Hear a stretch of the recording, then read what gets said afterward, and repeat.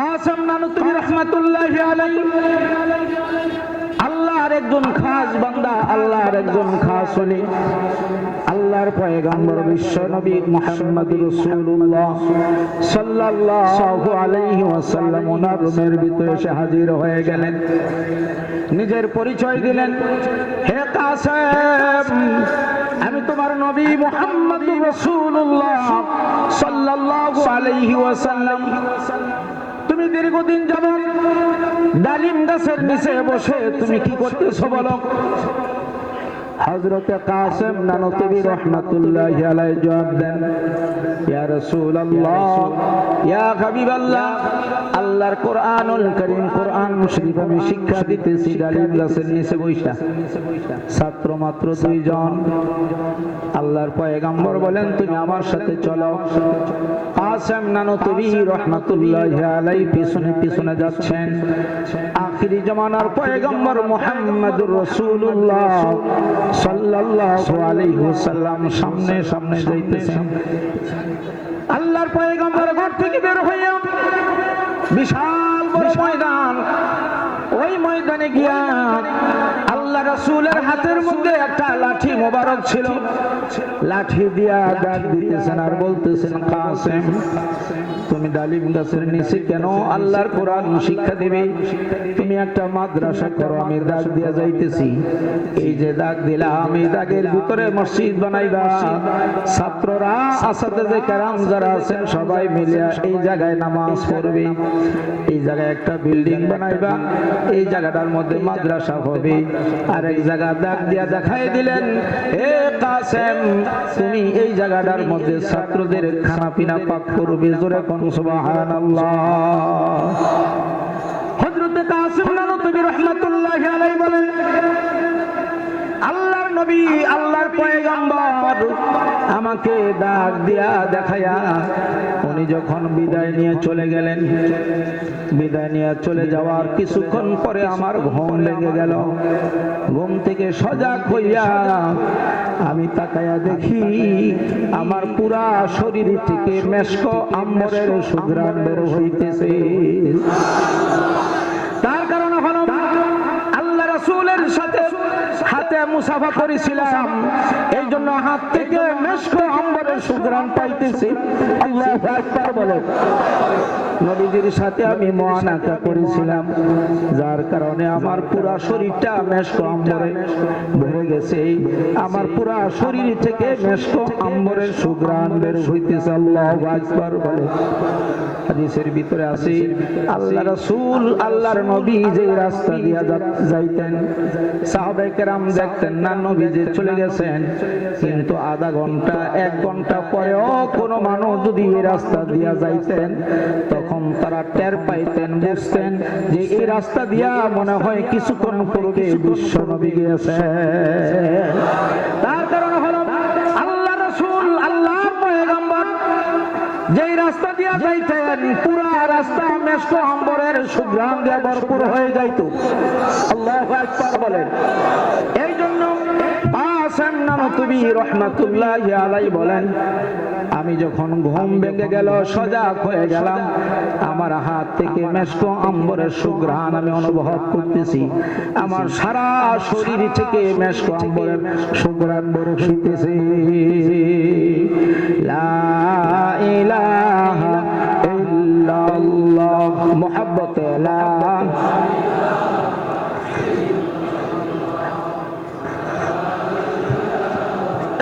ইল্লাল্লাহ, লা ইলাহা ইল্লাল্লাহ।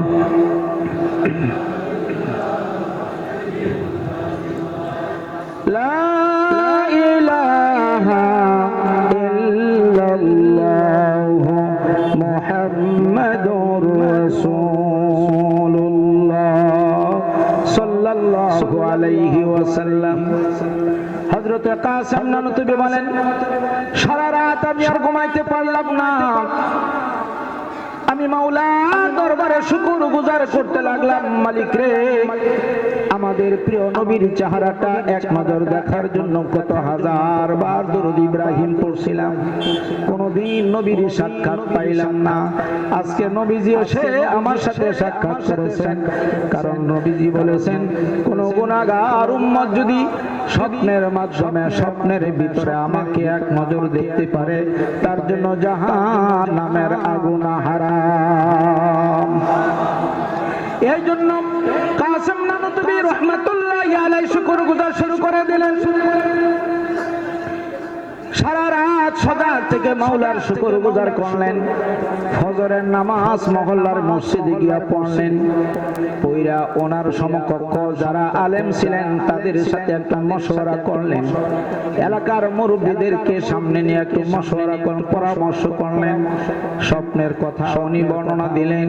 আর তাদেরকে নিয়ে আলেম ওলামাদেরকে নিয়ে এলাকার মাতাব্বর যারা ছিলেন তাদেরকে নিয়ে হযরতে কাসেম নানতুবি রহমাতুল্লাহি আলাইহি রাত্রের বেলায় আল্লাহর পয়গম্বর যে জায়গাটার মধ্যে ডাক দিয়ে চলে গিয়েছিলেন, সকাল বেলায় তাদেরকে নিয়ে কাসেম নানতুবি ওই জায়গাটা পরিদর্শন করলেন।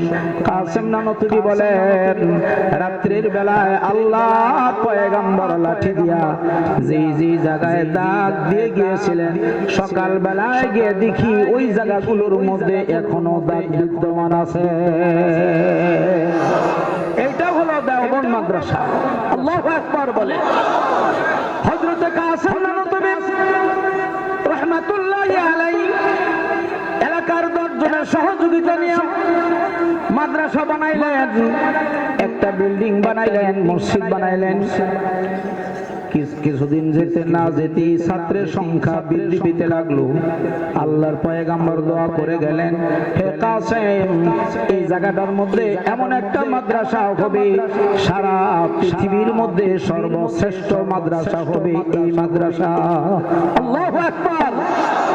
তুমি তোমার কাজ চালাইতে থাকো ইখলাসের সাথে, বরকত দেওয়ার মালিককে জোরে বলেন আল্লাহ। কিছুদিন যেতে না যেতে ছাত্রের সংখ্যা হয়ে গেল 2000। আল্লাহু আকবার বলেন। যে জায়গায় ডালিম গাছের নিচে বসে আল্লাহর কোরআন শরীফ শিক্ষা দিলেন, মাত্র ছাত্রের সংখ্যা ছিল কয়জন? 2 জন। নবীজির জবানের বরকতে এইবার ওই মাদ্রাসায় ছাত্রের সংখ্যা হয়ে গেল কয় হাজার? 2000। 2000 ছাত্র যখন হয়ে গেল দেওবন্দ মাদ্রাসায়, কাসেম নানতুবি রহমাতুল্লাহি আলাইহি বলেন একদিন সকাল বেলায় বাবুর্চি এসে আমাকে বলতেছেন, হুজুর গোডাউনের ভিতরে কোনো চাউলের বস্তা পাইতেছি না, চাউলের বস্তা নাই। ওগো আল্লাহর ওলি, আমার পকেটে কোনো টাকাও নাই বাজার করে তাদেরকে চাউলের বস্তা ক্রয় করে তাদের জন্য খাবারের ব্যবস্থা করব, এমন কোনো টাকা পয়সাও নাই, এখন কি করা যায়?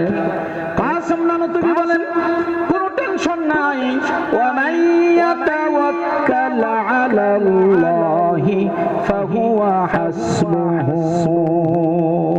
আল্লাহু আকবার বলেন। আল্লাহ রাব্বুল আলামিনের ঘোষণা হলো, হে দুনিয়ার মানুষেরা, যখন মুসিবতে পড়ে যাইবা তখন 100 বার তাওয়াক্কুল যদি তুমি আমার উপরে করতে পারো রে বান্দা, ওই মুসিবত থেকে বাঁচানোর জন্য আমি স্বয়ং আল্লাহই যথেষ্ট। হযরতে কাসেম নানতুবি বলেন এটা একটা মুসিবত, আল্লাহ হয়তো বা পরীক্ষার সম্মুখীন করলেন। এইবার মসজিদের ভিতরে গিয়া কাসেম নানতুবি 2 রাকাত নামাজ আদায় করলেন। নামাজ পড়ে সিজদায় পড়ে কান্না শুরু করে দিলেন, মাওলা রে 2000 ছাত্র আলেম ওলামারা কেউ নাস্তা খায় নাই, আমিও নাস্তা খাই নাই, মাওলা রে তোমার দরবারে তো কোনো জিনিসের অভাব নাই। আয় আল্লাহ, এতিম গরিব অসহায় কত ছাত্র আছে যাদের মা বাবা নাই, এতিম ছাত্র, তাদের খাবারের ব্যবস্থা মেহেরবানি করে তোমার খাজানা থেকে তুমি করে দাও। কাসেম নানতুবি বলেন জোহরের ওয়াক্ত হয়ে গেল, পাকের কোনো ব্যবস্থা করতে পারলাম না। রাত্রের বেলায়ও একই অবস্থা, পাকের কোনো ব্যবস্থা হলো না। কয় বেলা চলে গেল? 3 বেলা। সকাল বেলায় নাস্তার কোনো ব্যবস্থা নাই। এইবার আসাতেজে কেরাম যারা ছিলেন তাদেরকে নিয়ে মশওয়ারায় বসলেন, 3টা বেলা খাবার জোগাইতে পারলাম না, আজকে সকাল বেলায় খাবারের কোনো ব্যবস্থা নাই। ইউটিউব চ্যানেল বাদশাহ ইসলামিক টিভি, এই যুবকরা যারা অ্যান্ড্রয়েড মোবাইল চালাও সবাই সাবস্ক্রাইব করবা, নতুন চ্যানেল হয় সবাই সাবস্ক্রাইব করবা তো যারা আছো। হ্যাঁ, আর আর খালি গান শুনো না, খালি গান শুনো না, খালি গান শুনো না। এই নাস্তা সহ 4 বেলা হয়ে গেল, এখন কি করা যায়? আসাতেজে কেরাম যারা ছিলেন তারা বললেন, হুজুর একটা কাজ করেন, অনির্দিষ্ট কালের জন্য দেওবন্দ মাদ্রাসা বন্ধ করে দেওয়া হোক। অনির্দিষ্ট কালের জন্য দেওবন্দ মাদ্রাসা বন্ধ ঘোষণা করেন। আল্লাহ রাব্বুল আলামিন যখন খাবারের ব্যবস্থা করবেন তখন চিঠি দিয়ে দিয়ে পত্র দিয়ে দিয়ে ছাত্রদেরকে আবার আনবেন। যেই কথা সেই কাজ। তো কাসেম নানতবি মসজিদের ভিতরে ঢুকলেন, মিম্বরে বৈশা সমস্ত ছাত্রদেরকে ডাকাইয়া সামনে বসায়া ঘোষণা করে দিলেন, বাবারা 3 বেলা সকাল বেলায় সহ 4 বেলা খাবার তোমাদেরকে আমরা দিতে পারলাম না। তোমরা মনে করো না তোমরাই খাও নাই, না আমরা নিজেরাও খাই নাই। কাজী অনির্দিষ্ট কালের জন্য দেওবন্দ মাদ্রাসা করে বন্ধ ঘোষণা করে দিলাম। যখন আল্লাহ রাব্বুল আলামিন গায়বী খাজানা থেকে খাবারের ব্যবস্থা করবেন তখন ইনশাআল্লাহ তোমাদের বাড়িতে বাড়িতে পত্র দিয়া জানাই দিব, আবার এসে তোমরা ক্লাসের মধ্যে কোরআন শিক্ষা করবা। ভাইরা আমাদের এরকম উস্তাদ, এরকম ছাত্ররা দাঁড়ায় গেলেন, চোখের পানি ছেড়ে দিয়া কান্নাকাটি শুরু করে দিলেন। ওগো আল্লাহর ওলি কাসেম নানতবি না খেয়ে ক্লাসের ভিতরে কোরআন হাদিস পড়তে পড়তে পড়তে পড়তে ক্লাসে মরতে রাজি আছি, কিন্তু ক্লাস সাইরা কোরআন হাদিস ছেড়ে বাড়িতে গিয়া ঘুমাইতে রাজি না। আল্লাহু আকবার।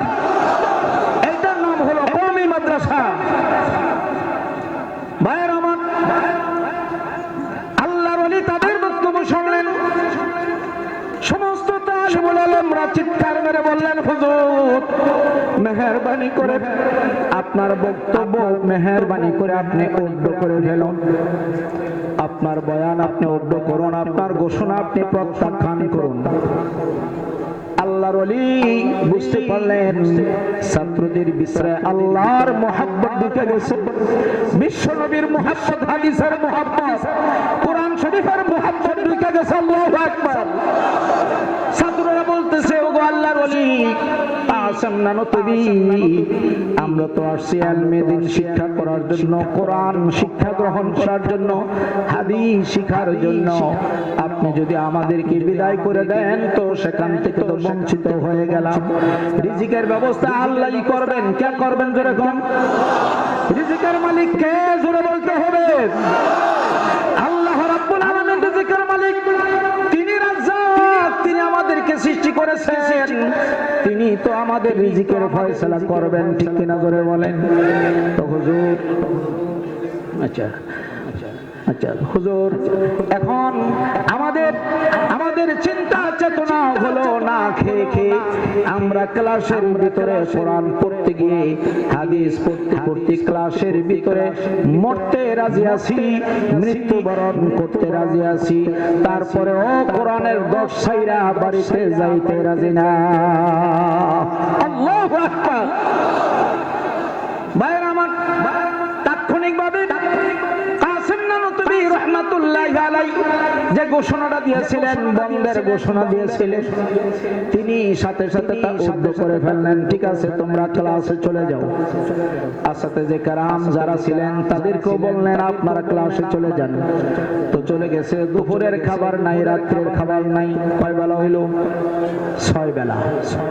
এইবার সারা রাত কেঁদে কেঁদে মাওলার দরবারে রিজিক চাইছেন রব্বুল আলামিন।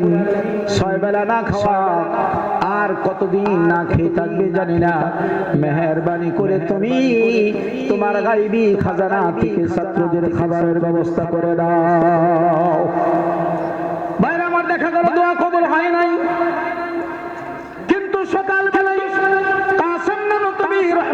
রহমাতুল্লাহি আলাইহি চিন্তায় পড়ে গেলেন। 2 দিন পর্যন্ত তাহাজ্জুদ নামাজ পড়ে, এশার নামাজ পড়ে, কোরআন তেলাওয়াত কইরা সিজদায় গিয়া দোয়া করতেছি, দোয়া তো কবুল হচ্ছে না। তো শুধু দোয়াই করব না, এখন থেকে একটু দাওয়ারও প্রয়োজন, একটু চেষ্টা তদবির করে দেখি। উনি সাথে সাথে ওনার জামাটা পরিবর্তন করলেন, ময়লা যুক্ত জামা পরিধান করলেন।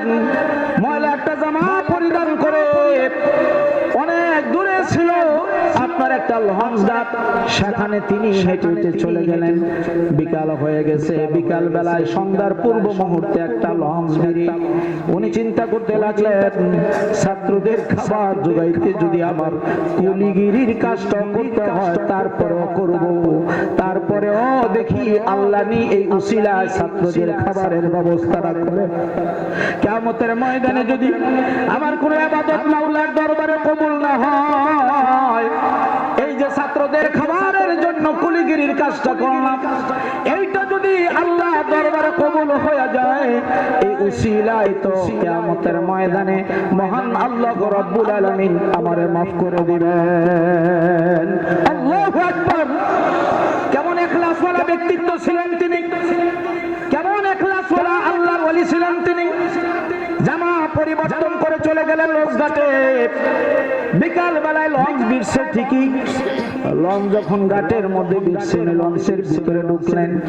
মানুষের গাঠুরি দেখা গাঠের গুলি মাথায় তোলার চেষ্টা করলেন, কিন্তু তাদের একটা ইউনিট আছে, তাদের একটা সমিতি আছে যারা কুলিগিরির কাজ করে। তারা বলতেছে, হুজুর এই জায়গায় যদি কুলিগিরির কাজ করতে হয় তাহলে সমিতির সদস্য হতে হবে। আগে আগে সমিতির সদস্য হন, এরপরে কুলিগিরির কাজ করেন। হঠাৎ করে বাহির থেকে আইসা কুলিগিরির কাজ করবেন, হবে না, আমরা দিব না। আল্লাহর ওলি নিরাশ হয়ে বাহিরে গিয়ে নদীর ঘাটে বসে আছেন, চোখের পানি ছেড়ে দিয়া আল্লাহর দরবারে কাঁদতেছেন, মাওলারে কুলিগিরির কাজ কইরা ছাত্রদের খাবারের ব্যবস্থা করার চিন্তা ফিকির করেছিলাম, এটাও তো মনে হয় কবুল হইল না, তুমি দিলা না। কিন্তু নিরাশ হই নাই, আমি বসে রইলাম। এইবার তাকায় দেখে সন্ধ্যা হয়ে গেছে, একজন মানুষও নাই, প্যাসেঞ্জার নাই। তারপরে ও আল্লাহর ওলি কাসেম নানুতুবি বলেন, আল্লাহর উপর তাওয়াক্কুল করে লঞ্চের ভিতরে প্রবেশ করলাম। লঞ্চের ভিতরে ঢুকে দেখি কোনো প্যাসেঞ্জার নাই। একজন প্যাসেঞ্জার চেয়ারের মধ্যে বসা, সামনে বিশাল বড় একটা ট্রাম দেখা যায়, পাশে একটা গাঠুরিও দেখা যায়, কাপড়ের গাঠটি বাঁধা। এখনো লোকটাকে বললেন, ভাই যান, আপনার কি কোনো কুলির প্রয়োজন? হ্যাঁ হুজুর, একজন কুলির প্রয়োজন, আমি বসে আছি, কোনো কুলি পাইতেছি না। কাসেম নানুতুবি বলতেছেন, আমি তো এই ঘাটেরই কুলি, মেহেরবানি করে আপনার ট্রাং এবং গাঠুরিটা আমার মাথার মধ্যে আপনি উঠাইয়া দেন। আল্লাহু আকবার বলেন। ওই ভদ্রলোক একবার টাঙ্গের দিকে তাকায়, আরেকবার আল্লাহর ওলি কাসেম নানুতুবির চেহারার দিকে তাকায়, একবার চেহারার দিকে তাকায়, আবার গাঠুরির দিকে তাকায়। এমন মানুষটার মাথার মধ্যে আমি কেমনে গাঠুরি উঠাই দিই? আমি তাকায় দেখতেছি লোকটার চেহারা থেকে নূর বের হইতেছে। আল্লাহু আকবার। যে লোকটা বিশ্ব নবীকে স্বপ্নে দেখছে, এই লোকটাকে আমাদের মতন সাধারণ পাবলিক, আমাদের মতন সাধারণ মানুষ না, না না, এই লোকটা জান্নাতি মানুষ। আল্লাহ রাসূলকে স্বপ্নে দেখছেন। কাসেম নানুতুবি বলতেছেন, ভাইজান আপনি গাঠুরি আমার মাথার মধ্যে উঠায় দেন। হুজুর আমি জীবনে বহু কুলি দেখছি, আপনার মতন এইরকম কুলি আমার জিন্দেগিতে কোনোদিন আমি দেখি না। আপনাকে তো কুলির মতন দেখা যায় না, আপনার চেহারা দেখে যেন নূর বের হইতেছে। আমি কিভাবে আমার গাঠুরি আপনার মাথার মধ্যে উঠায় দেই?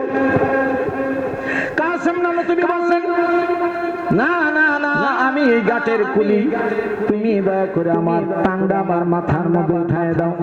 ঠিক আছে, উঠে দিলাম। কত টাকা দিতে হবে? ভাইজান আমি চুক্তি করে কাজ করি না, আপনি খুশি হয়ে যা দেন তাই শুকর আলহামদুলিল্লাহ। ঠিক আছে চলেন। আগে টাং দিছে, টাঙ্গের উপরে গাঠুরিটা বসায় রাখছি, দুই হাতে দইরা উনি চলতে লাগলেন। রাত্র হয়ে গেছে, মাগরিবের পরে রওনা দিছে। পূর্ণিমার চাঁদ, জ্যোৎস্না রাত সব দেখা যায়। হাফ কিলোমিটার যাওয়ার পরে ওই কাসেম নানতুবি সামনে আগায়া যায়, আর ভদ্রলোক পিছনে পিছনে যায়। ভদ্রলোক এক পর্যায়ে তাকায় দেখে হুজুরের হাত তো আর উপরে নাই, এইভাবে হুজুর চলতেছে, আর প্রাণ দেখা যায় আল্লাহর ওলির মাথা থেকে কমপক্ষে 1 ফুট উপরে আছে। আল্লাহু আকবার! 1 ফুট উপরে দেখা যায় টান ঝুলতেছে।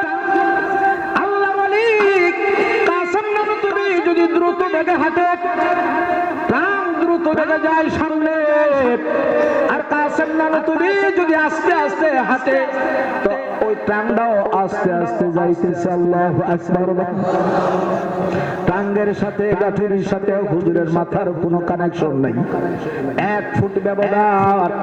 এইবার লোকটা পিছনে থাইকা ভয় পেয়ে গেছে, না না না, এটা মানুষ হতে পারে না।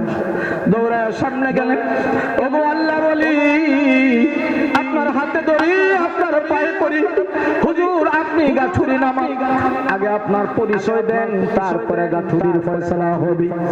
তো ভাই কিসের পরিচয়? আমি তাকায় দেখতেছি গাঠুরির সাথে আপনার মাথার কোনো কানেকশন নাই, মাথা থেকে কমপক্ষে 12 ইঞ্চি উপরে গাঠুরি দেখা যায়। আল্লাহু আকবার! ও আল্লাহর ওলি, আমার প্রশ্ন হলো, আপনি কি মানুষ না কোনো জিন্দাতি থেকে জিন, নাকি কোনো আল্লাহর রহমতের ফেরেশতা থেকে ফেরেশতা? আগে পরিচয় দেন, তারপরে ফয়সালা হবে গাঠুরি। গাঠুরি আপনি নামান, আপনি বলেন তো আপনি কি মানুষ না জিন?